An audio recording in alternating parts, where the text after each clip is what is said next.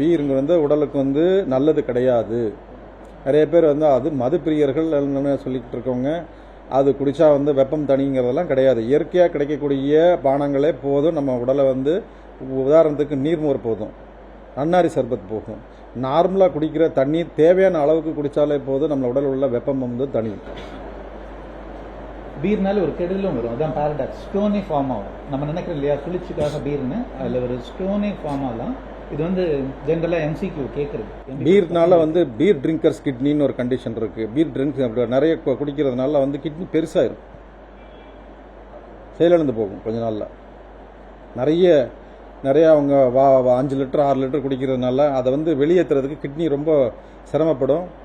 அதனால அதிகமாக வேலை செஞ்சு கிட்னி பெருசாகிடும். அதுக்கு பேர் பீர் ட்ரிங்கர்ஸ் கிட்னின்னு பேர். பீர் குடிக்கிறது நல்லது கிடையாது.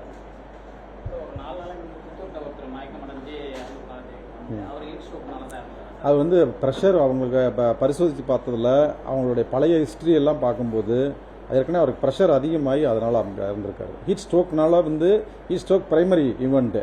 ஃபஸ்ட்டு ஹீட் ஸ்ட்ரோக் இல்லை, வெப்ப தாக்கத்தினால அவர் அவருடைய இரத்த கொதிப்பானது நிலையை தாண்டி அதிக அளவுக்கு தாண்டி 200 210 அந்த மாதிரி போயிருந்திருக்கலாம்.